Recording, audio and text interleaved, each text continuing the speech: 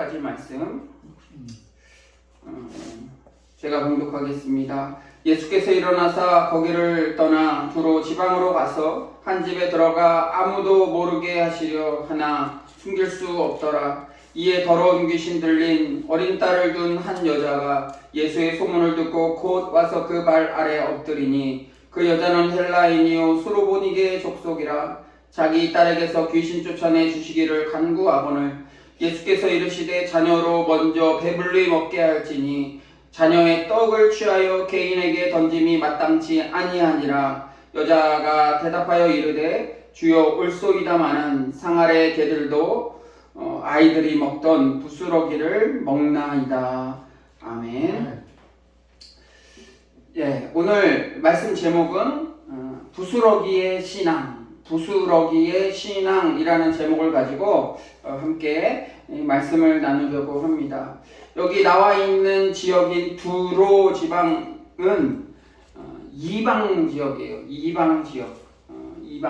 예수님이 사람의 눈에 띄지 않으려고 어느 집을 머물렀을 때 수로보니게 여인이 예수님을 찾아왔지요. 예수님의 사역은 굉장히 고되고 힘든 사역이었잖아요. 새벽 아침에 일어나셔서 한적한 곳에서 기도하시고 그 다음부터 본격적인 사역을 시작하시고 또 마지막에 제자들과 함께 모여서 오늘 하루를 정리하며 오늘 있었던 말씀과 있었던 일에 대해서 나누는 삶을 살았어요. 목회적으로 봐도 굉장히 힘든 그런 사역이었어요. 또 평탄한 사역도 아니었죠. 전할 때마다 또 뭐 바리새인들이나 서기관들이나 이런 사람들이 또 예수님 앞에 나와 어떤 잘못된 것을 잡으려고 때로는 뭐 돌로 치려고까지 하고 어려운 상황 가운데 사역을 하셨어요. 그래서 예수님이 이렇게 그 성경을 통해 볼 때마다 몰래 아무도 모르게 한적한 곳에 이런 표현들이 자주 있어요. 그러니까 사역을 마치고 또 쉼의 사역을 하려고 쉼을 가지려고 할 때마다 그럴 때마다 사람들이 또 찾아와서 어떤 도움을 구하고 예수님의 어떤 그런 도움을 구하는 것들을 볼 수 있어요. 오늘 말씀에도 한 여인이 찾아와요. 그 여인은 헬라인이고 수로보니게 족속이라고 얘기를 했어요. 근데 이 여인에게 한 딸이 있는데 그 딸 안에 귀신이 있기 때문에 이것을 쫓아내주기를 간구하면서 이렇게 말씀이 시작되는 것들을 볼 수 있어요. 부모된 마음으로 자식이 귀신 들리고 아프고 그러면 자신의 모든 것을 다 내어주서라도 그 병이나 아픔들을 치유하려고 하잖아요. 그 사랑만큼은 예전이나 지금이나 변함이 없는 것 같아요. 그 마음을 주님도 아셨을 거예요. 그러나 주님은 오늘 말씀해 보시면 이런 간절한 사역임에도 간절한 마음을 가지고 귀신 쫓아내기를 간구하면서 찾아왔던 이 여인에게 아주 매몰차게 말씀해 주세요. 자녀로 먼저 배불리 먹게 할지니 자녀의 떡을 취하여 개들에게 던짐이 마땅치 아니하니라 그랬어요. 27절에 보시면 여기서 자녀라는 것은 뭐냐면 헬라어로 테크론이에요. 이게 뭐냐면 하나님의 선민이라는 뜻이에요. 하나님의 선민, 하나님에서 택하신 자녀라는 거예요. 누구를 얘기하는 거예요? 유대인을 얘기하는 거예요. 그래서 여기서 자녀로 먼저 배불리 먹게 한다는 것은 뭐냐면 나는 먼저 유대인을 먼저 배불리 먹게 할 때인데 아직 배불리 먹지 않게 했다라는 거예요. 그래서 지금은 이방인에게까지 내가 어떤 이런 이적과 능력들을 보여줄 때가 아니다. 나는 자녀 유대인에게만 유대인을 먼저 배불리 먹게 하겠다. 자녀로 떡을 취하여 그래서 유대인을 위해서 떡을 취해서 이 떡을 취한다는 것은 뭐냐면 뭐 은혜를 베풀거나 어떤 복음 사역을 하거나 그런 뭐 많은 일들을 얘기하겠죠. 여기서 개들에게 던짐이 마땅치 아니하니라. 개들은 뭐예요? 이방인들을 얘기하는 거예요. 이방인들. 이거는 예수님이 이상하게 표현하신 게 아니고 당시의 상황이 유대인들은 이방에 있는 사람들을 개 취급했어요. 개 취급했어요.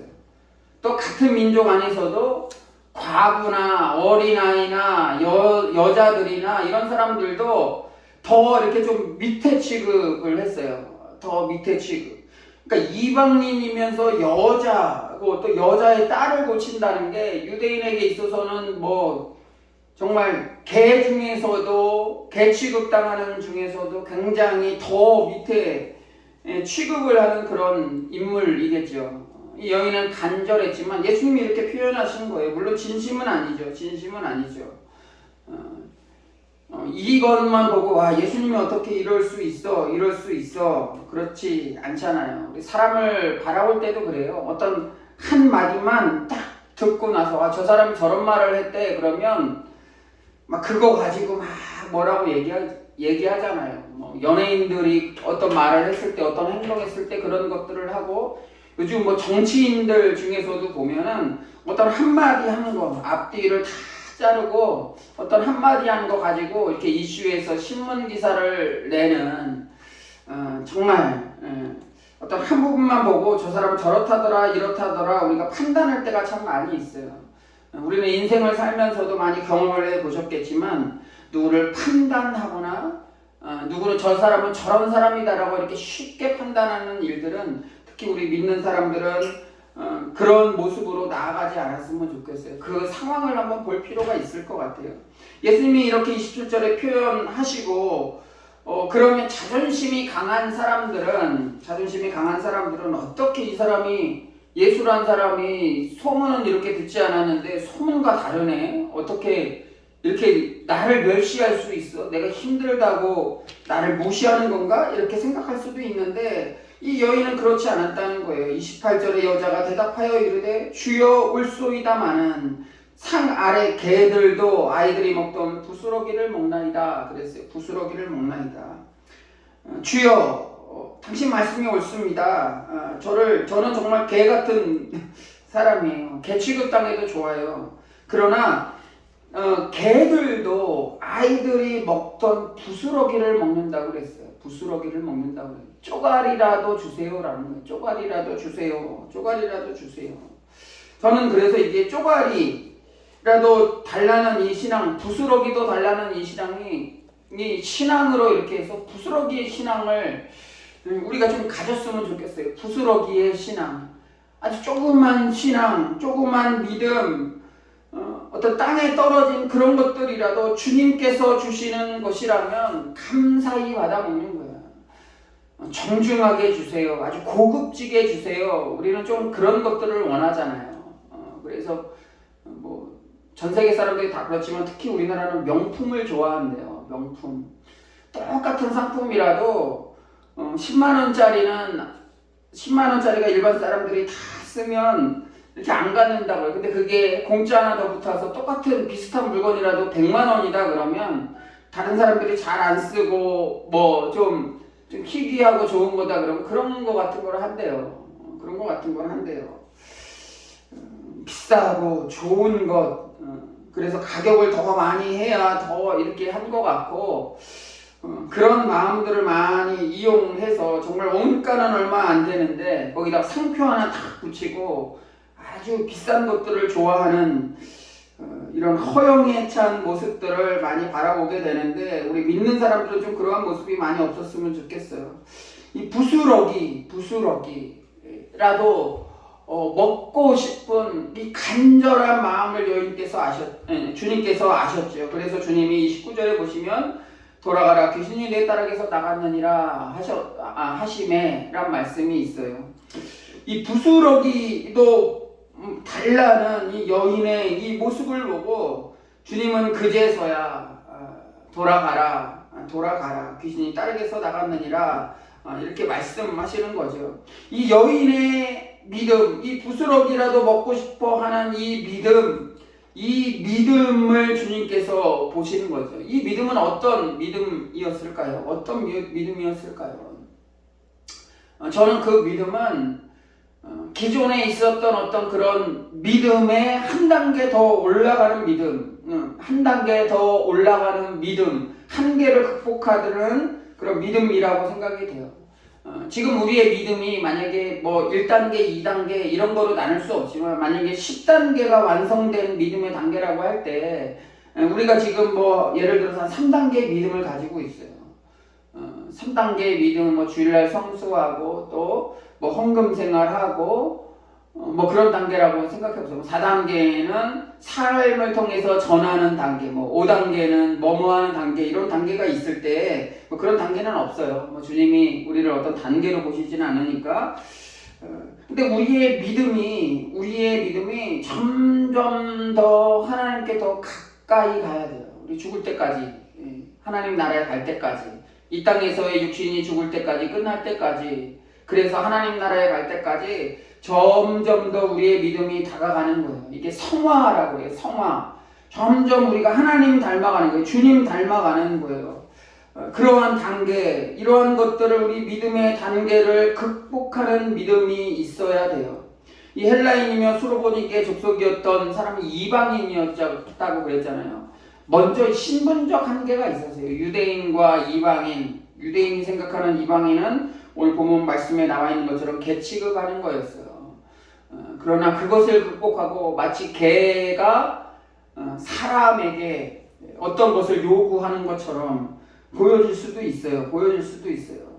그러나 이 여인은 그렇게 생각하지 않고 주님께 나아갔다는 거예요. 누가 나를 경멸한다, 누가 나를 싫어할 거다, 이럴 때 내가 저 사람이 나한테 아주 심하게 대하면 어떠지? 뭐 이런 게 중요하지 않았어요. 왜 그러냐면 예수님을 찾고 또 찾는다는 것, 유대인의 랍비를 찾아간다는 것, 그것 자체가 오히려 더 위험한 일이었잖아요. 위험한 일이었어요. 그런데 또 하나의 문제가 있었는데 그게 뭐냐면 딸의 병이었어요. 자, 첫 번째는 예수님을 찾아가는데 필요한 위험이 있어요. 예수님을 찾아간다는 것 자체가 위험한 거예요. 그리고 딸의 병이 있어요. 근데 우선순위가 뭐였냐면, 무엇이 더 중요했었냐면 딸의 병이 더 중요했다는 거예요. 우리가 간구하지 않는 이유도 그런 것 같아요. 우리가 어떤 문제를 놓고 했을 때 그것을 놓고 간구할 때가 있잖아요. 막 기도하면서 눈물 흘리면서 오늘도 기도하고 내일도 기도하고 계속해서 그 제목을 가지고 기도할 때가 있어요. 특히 우리가 뭐 병들었을 때, 아파할 때, 내가 아파할 때도 있지만 나의 사랑하는 가족이나 이웃이나 사랑하는 사람이 아플 때 그것을 놓고 계속해서 기도하잖아요. 왜 그래요? 간절하니까 그런 거예요. 때로는 다니던 일들도 내려놓고 그래요. 중요한 다른 약속들도 다 취소하고 간호하고 기도하는데 해요. 왜 그러냐면 그게 더 중요한 일이고 급한 일이기 때문에 그래요. 우리가 기도 생활을 많이 하지 못하는 이유가 뭐냐면 갈급하지 않기 때문에 그래요. 기도가 우리의 삶의 우선순위가 아니기 때문에 그래요. 그러나 이 여인의 마음은 딸이 아픈 이 병, 귀신 들린 이것이 인생에 있어서 가장 중요한 일이기 때문에 예수님 앞에 찾아갈 때 누가 해코지하지 않을까, 누가 위험한 짓을 하지 않을까, 그러한 것들은 걱정하지 않았어요. 그렇기 때문에 예수님 앞에 나아갈 수 있었다라는 것이죠. 또 이 여인의 이 믿음이 뭐였냐면 개취급당했잖아요. 예수님한테 개취급당했어요. 굉장히 자존심도 많이 상하게 했죠. 수치심도 많이 들었을 거예요. 어떻게 나를 이런 취급을 당하지? 우리 조그만 것에서도 막 자존심 상하잖아요. 힐끗 한번 쳐다봤다고 해서 살인까지 일어나는 무서운 시대가 되는 거예요. 내 자존심이 그래요. 잘못된 자존심이죠. 자존심을 지킨다는 것은 굉장히 중요해요. 자존심과 약간 비슷한 말이 우리 자존감이라는 말도 들어보셨잖아요. 나를 너무 그냥 나는 별것 아니야, 나는 보잘것없는 인물이야, 이렇게 생각하지 않고 우리가 하나님의 자녀인데 정말 보잘것없진 않잖아요. 나는 정말 아무것도 아니야, 지금 죽어도 아무도 몰라, 지금 죽어도 돼 하면서 자기 목숨을 버리는 자존감이 낮은 사람들이 그래요. 그래서 어떤 일을 할 때마다 이거 하면은 뭐 아무도 안 알아줄 텐데 누가 싫어하지 않을까, 이런 마음이 드는 것들이 그런 거예요. 자존심, 자존심, 어떤 수치심, 이런 것들을 이 여인이 당했을 텐데 딸의 병을 고치기 위한 마음이 더 간절했기 때문에 이런 것들을 다 내려놓고 자존심 지키는 거 중요해요. 자존심 지키는 거 중요한데 우리가 신앙생활 하는 데 있어서 때로 내려놔야 될 때 있어요. 특히 주님 앞에서 우리 신앙생활 하면서는 내려놔야 돼요. 내려놓을 땐 내려놔야 돼요. 그래야 기적이 일어나고 그래야 우리의 소원들이 이루어질 때가 많이 있다라는 거예요.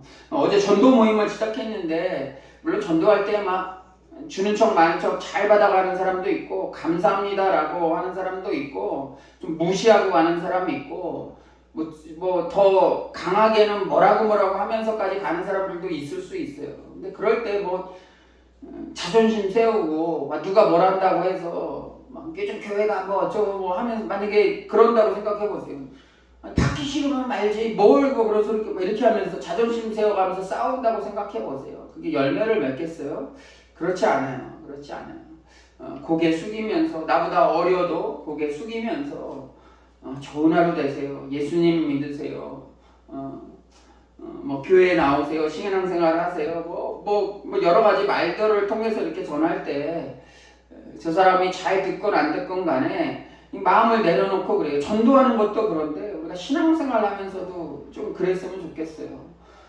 정말 별것 아닌 거 가지고 막 다투게 되잖아요. 부부 사이도 그렇고 교회에서도 그렇고 세상 사는 사람들한테 내가 다시는 저 친구 안 봐 하는 거 보면 정말 큰 사기를 치거나 그래서 안 보는 것도 아니고 아주 조그만 일에서 시작하는 거잖아요. 때로는 우리가 먼저 고개 숙이고 들어가고 고개 숙이고 용서하고 저 사람이 분명히 잘못한 것 같지만 용서하면서 낮아지면서 가는 것 그때 주님이 함께 하시는 것 같아요. 그때 주님이 함께 하시는 거예요. 이 여인이 예수님 앞에 나가서 그럼에도 불구하고 25절에 발 아래 엎드렸다고 했어요. 엎드리면서 얘기했다고 그랬어요. 이 엎드린다는 것은 뭐냐면 우리가 예배를 헬라어로 프로스키네오 그래요. 프로스키네오 헬라어로 이거는 뭐냐면 종이 주인에게 다가가서 이 엎드리는 거예요. 무릎 꿇고 엎드려서 경배하는 거예요. 존경의 표시를 하는 거예요. 마치 여인의 모습이 그래요. 그 말 아래 엎드렸다고 그랬어요. 엎드렸다. 저는 정말 주인과 같은 어떻게 보면 개 취급당해도 괜찮은 사람입니다라고 고백하면서 예수님 앞에 나아가는 거예요. 무릎 꿇는다는 것은 나의 자존심을 다 내려놓는다는 거예요. 내가 막 혈기왕성하던 거 이렇게 무릎 꿇는다는 것은 항복을 의미하는 거잖아요. 항복을 의미하는 거예요. 내 자존심을 모두 다 내려놓는다는 어떤 결단의 표시고 자존심을 포기한다는 나를 부인하는 것이기도 해요. 다 이런 것들을 내려놨을 때 우리의 믿음이 성장하게 된다는 거예요. 부스러기라도 먹겠습니다라는 그 부스러기의 신앙을 가졌던 이 여인에게 주님이 말씀하시는 거예요. 귀신이 내 딸에게서 나갔느니라 원하던 소원을 들어주신다라는 거예요. 이 여인은 단순하게 예수님 앞에 나와서 무릎 꿇고 고쳐주실 수 있을까 하는 마음이 아니었고 정말 굳건한 믿음이 있었던 것 같아요. 자존심도 버리고 예수님 앞에 나와서 개취급 당하면서도 자신의 신앙을 자신의 이 소원을 예수님 앞에 계속해서 얘기했던 것들도 있는데 또 하나 발견하게 되는 것은 오늘 28절까지 읽었는데 주보에는 29절 30절도 제가 기록해놨어요. 돌아가라 귀신이 내 딸에서 나갔느니라 그랬어요. 이 나갔느니라 했을 때 이 여인의 모습을 보니까 30절에 보니까 여자가 집에 돌아가 본즉 아이가 침상에 누웠고 귀신이 나갔더라 그랬잖아요. 믿었다는 거죠. 믿었다라는 거예요. 구체적으로 뭐 귀신이 들렸어 그러면 뭐 예를 들어서 뭐 이 생수를 가지고 머리에 뿌려라, 이 약을 먹어라, 아니면 뭐 어떠한 상황을 뭐 진흙을 먹여서 뭐 눈에 발라라 그런 일이 있었던 것처럼 뭐 어떤 액션을 취했을 텐데 그냥 예수님이 말씀으로만 하신 거예요. 귀신이 나갔어, 이미 나갔어. 그러니까 돌아가, 나갔어, 돌아가. 그럴 때 어떤 다른 액션을 하지 않고 집으로 바로 돌아갔어. 이게 뭐예요? 믿었다라는 거예요. 믿었어요. 고치는 건 뭐예요? 집에 가서 고쳐 귀신이 떠난 것을 보는 것은 뭐예요? 사실이잖아요. 사실. 귀신 떠나간 그 딸을 봤을 때 이제 내가 예수님을 믿어가 아니고, 이 여인은 예수님이 돌아가라 귀신이 내 딸에게서 나갔느니라 그 말씀을 하셨을 때 믿었던 거예요. 믿었던 거예요. 보지 않고 믿는 게 믿음이고, 보고 있는 그 사실을 보는 것은 믿음이 아니에요. 우리가 막 눈으로 확인해야 믿을 때가 참 많이 있어요. 전도를 위해서 기도합니다. 5명 놓고 기도하겠습니다. 그럴 때 5명이 딱 되어졌을 때 기도했던 5명이 됐어. 사실이잖아요. 5명이 왔어요. 그럼 사실이에요. 예수님이 그때야 비로소 예수님이 살아계시는구나. 기도에 응답해 주셨구나. 그런 것은 믿음이 아니라고 봐요. 기도하는 그 순간 주님께서 보내주실 것을 확신하며 주님께서 말씀하셨다면 그 믿음대로 될 것을 믿고 나아가는 것, 그게 믿음이에요. 보이지 않는 것을 믿는 것, 그게 믿음인 거예요. 자꾸 이렇게 눈에 기적들이 안 나타나고 의심하고 어떤 결과론적으로 바라보니까 할까? 해주실까? 기도하면서도 그래요. 이런 것들을 기도합니다. 주님 해주실까? 뭐 할까? 그래도 기도는 하라고 했으니까 해야지. 이런 할까 말까, 해주실까 말까라는 그런 믿음을 가지고 계속해서 기도하다 보니까 기도가 실패되는 거예요. 이미 이루어진 줄 알고 갈급하면서 간구하면서 나아갑니다. 주님께서 말씀하셨으니까 내가 그 말씀에 의지해서 나아갈 때 그게 믿음이잖아요. 보지 않고 믿는 믿음.